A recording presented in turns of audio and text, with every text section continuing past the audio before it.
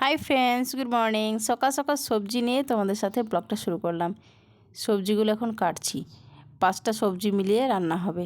তো এই যে কেটেছি কিছু বেগুন, আলু কাটছি, আর ওখানে গাজরও কাটছি। আর এখানে ওভেনে বসিয়ে দিয়েছি শাক। এদিকে শাকটা হচ্ছে আর ওদিকে ওই সবজিটাও হবে। ভাতও পাশে বসিয়ে দিয়েছি। এই যে কড়াই বসিয়ে দিলাম, আর লঙ্কা পেঁয়াজ একসঙ্গে কেটে বসিয়ে দিলাম। এর মধ্যে তেল দিয়ে দিচ্ছি, সাদা তেলে রান্নাটা করছি।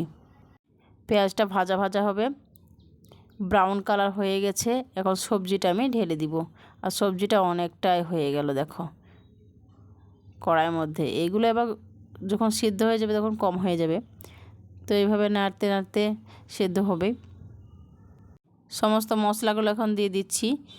জিরে গুঁড়ো, হলুদ গুঁড়ো, লঙ্কা তো দিয়েছি, কাঁচা লঙ্কা দিলাম। এখন লবণটা দিলে সবজিটা খুব তাড়াতাড়ি সিদ্ধ হয়।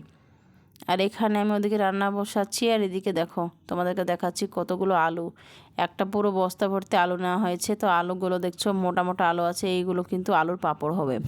তো ওই জন্য আলু মানে সামনে রোজার জন্য আলুর পাঁপড় করব, তাই এই আলুর পাঁপড়গুলো বানাতে হবে।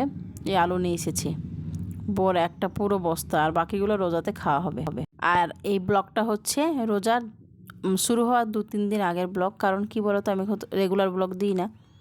ওই জন্য মেয়ে একটু বাইরে গেল বলতে বোর নিয়ে গেল ডাক্তার দেখাতে। মেয়ের জ্বর হয়েছে। এখন সবার এই টাইমটা খুব খারাপ। আমার তো কিছুদিন আগে হয়েছিল, তো আমার কিছুটা কমে গেলেও মেয়ের আবার শুরু হয়েছে। তো বোর মেয়েকে নিয়ে গেলে এখন ডাক্তারের কাছে, আর সেই ফাঁকে আমি কাজগুলো সম্পূর্ণ করে নিচ্ছি।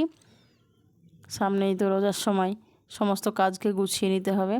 এখন ঝাড়ু দিয়ে নিচ্ছি, আর আজকে ভাবছি সমস্ত রুমগুলো ক্লিন করব। তখন ঝাড়ুটা না দিলে তো ক্লিন হবে না, আগে ঝাড়ুটা দিয়ে নিই সবটা। ডাইনিং টেবিল ঝাড়ু দিয়ে নিচ্ছি। আর আমার পিছনে তোমরা বুঝতে পারবে দেখে উঁচু আছে, বেল্ট পরা আছে। সময় সময় মাঝে মধ্যে বেল্টটা ইউজ করতে হয়, আবার সময় ভালো থাকলে তখন আর বেল্টটা ইউজ করতে হয় না। ওই যখন ব্যথা শুরু হয় তখন বেল্টটা আবার দিয়ে থাকি। এমন কোনো একটা মানুষ নেই যে তাদের কোনো অসুস্থ নেই, সবার মধ্যেই অসুস্থ আছে, কিছু না কিছু তাদের মানে রোগ আছে।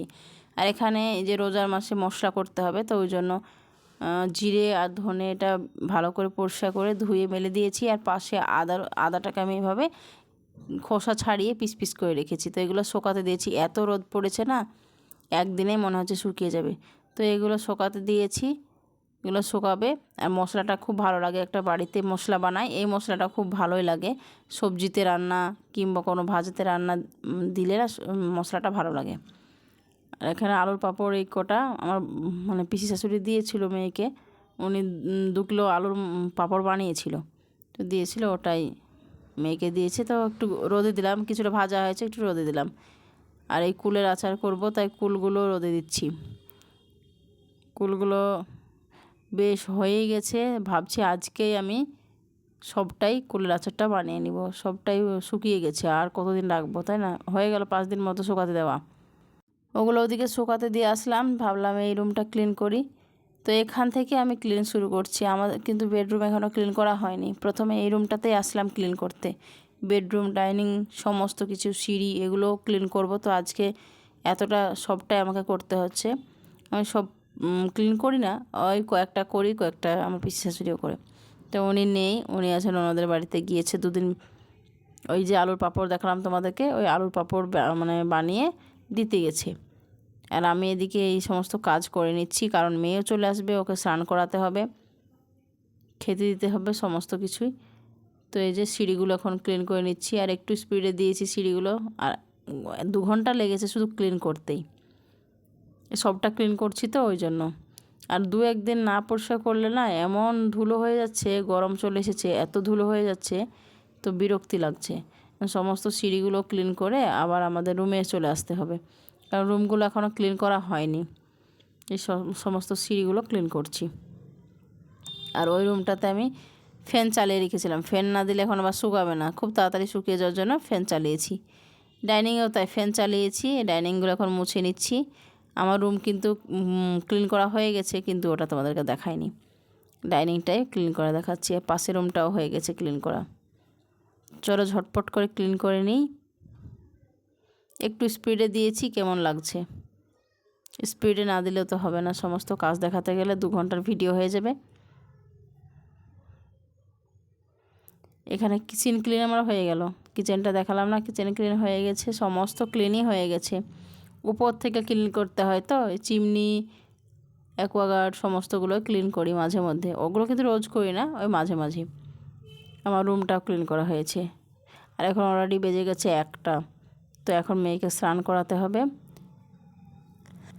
মেয়েকে স্নান করিয়ে দিয়ে ভাবলাম, আমি স্নান করার আগে ভাবলাম যে কুলগুলো পরিষ্কার করি। তো যে কুলের বোঁটা যেটা আছে ওটা আমি ক্লিন করে নিচ্ছি, পরিষ্কার করে নিয়েছি। এখন ফেলে দিব, আচারটা বানাবো তাই।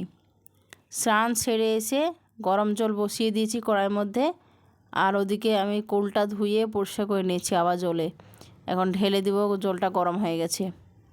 আমার না এই আচারটা পছন্দ, কার কার পছন্দ অবশ্যই কমেন্টে জানিও।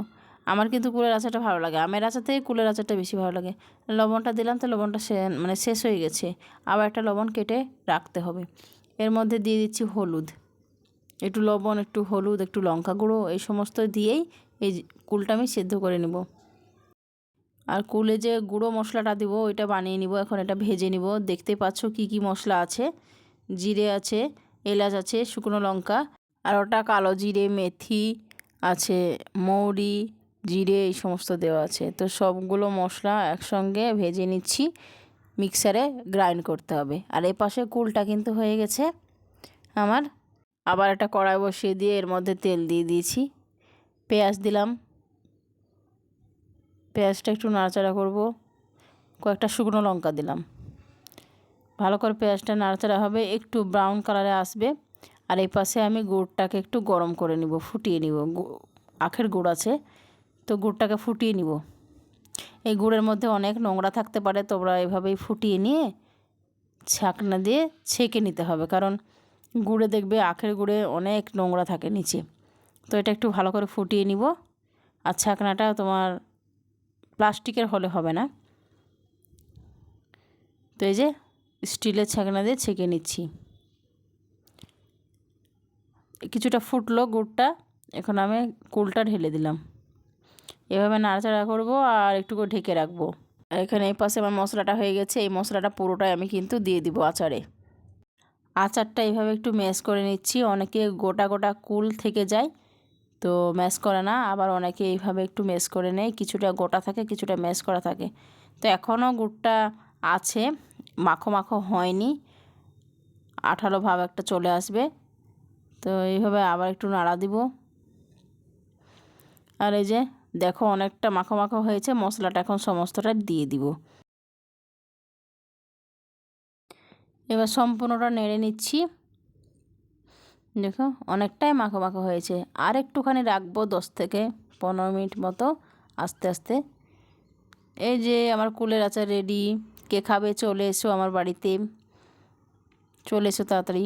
কুলের আচার বানানোর পরে এই যে মশলাটা সকালে তোমাদেরকে দেখালাম রোদ্রে দিয়েছি, তার মধ্যে আবার তেজপাতা, এলাচ, দারচিনি, লবঙ্গ এই সমস্ত অ্যাড করেছি।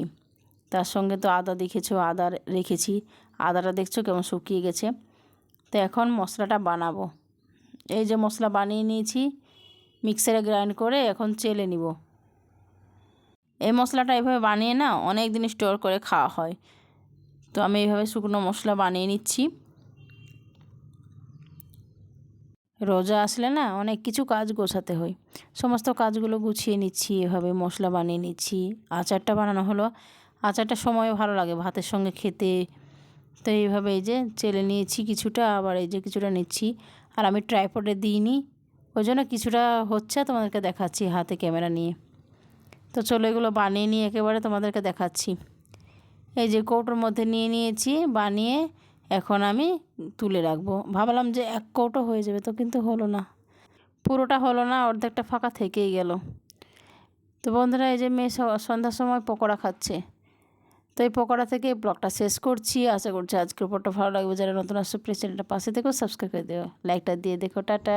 আর আমার ইনস্টাগ্রামের ভিডিও রেডি করছি, ইনস্টাগ্রামের নাম হচ্ছে বেবি আনোয়ার। যারা ফলো করতে চাও অবশ্যই আমার ইনস্টাগ্রামে গিয়ে ফলো করে দিও। আর রিলসটা বানাচ্ছি, কেমন হয়েছে অবশ্যই তোমরা জানিও। টাটা।